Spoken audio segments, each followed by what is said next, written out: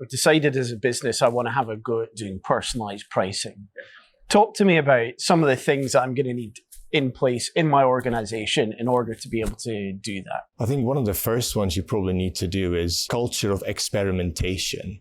I think figuring out someone's willingness to pay or elasticity, you need to expose different people with different characteristics to different price points to be able to work out what's best for them. So I think a culture of experimentation, like the failing fast, fail often, and just rinse and repeat, I think that is the most important thing to have in place. Does experimentation have an explicit cost to the business? Of course it does. Even in the simple A/B kind of testing with a treatment and a control. I mean, we would always advocate keep a control group, because if you don't, you can't even measure the effect it's having. But there's clearly a cost. If a treatment is more profitable than a control, then by keeping a control back, it's costing you money. I think with experimentation is we're saying, well, don't just keep a control back. You want to keep evolving your treatment. You have multiple treatments or follow-up treatments, and there is a cost to doing this. In trying to find the optimal, it's going to take time and you're going to lose out. The predictive model that you're going to house in cloud,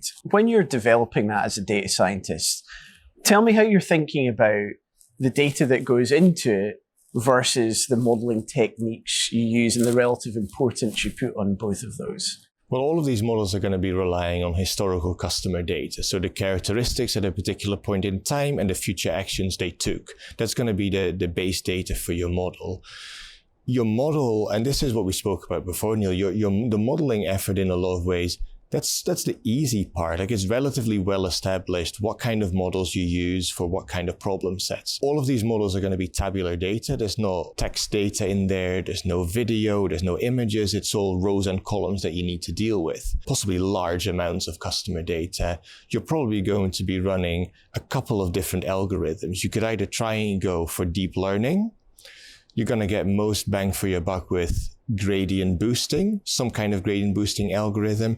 As in, there's not an awful lot of choice, really. This is kind of solved. I think where personalized pricing is going to be most impactful, or you're going to find pockets of value, is on the data side. If you're just going to be including people's age, you're not going to find anything. You need to be looking for those pockets of information, that alternative data that's going to have predictive power. The set of algorithms to find that value, that's a relatively well-established problem. So as a data scientist, you're thinking more about what data can I bring together to feed my model as being a far more valuable part of the process than the model itself. I think as a data scientist, there's a couple of roles you play. It's in helping you define the problem, helping you define the data set, helping you define the experiment, how to evaluate, and what recommendations you make. We often speak about data scientists going out of business because of AutoML, and I think AutoML is simply a great tool for us because it automates a lot of the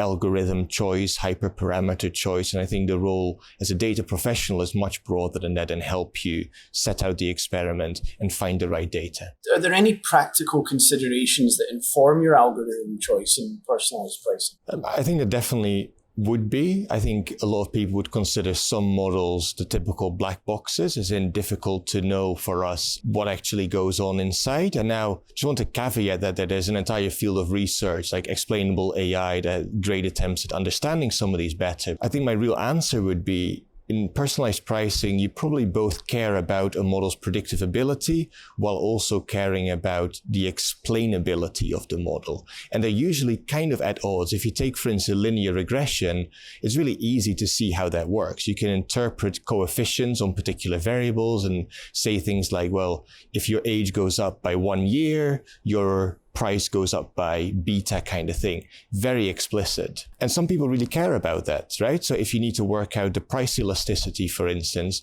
you're only interpreting the beta. You don't even care so much about how well your model predicts. You just care about getting an accurate beta. And I think in personalized pricing, you want a bit of both. I think maybe it is most important to have a model that discriminates very well, does the predictive part, the why, but you still want to understand the pricing dynamic. And that's where the kind of the beta stuff comes in. Do you have any concern that customers are going to be able to ask why they've got a price that you've got, and that organizations are going to have to explain it, and therefore that's going to limit what choices they have? Possibly so. I think under the GDPR regulations, a customer has the right to know their decision and be explained the decision. I think this is also one of many reasons why in probability of default modeling in banks, for instance, they're all logistic regressions that then inform a scorecard. They're extremely easy conceptually, probably partly for this exact reason. You could say, well, if you had been a different age bucket, this is what your risk would have been.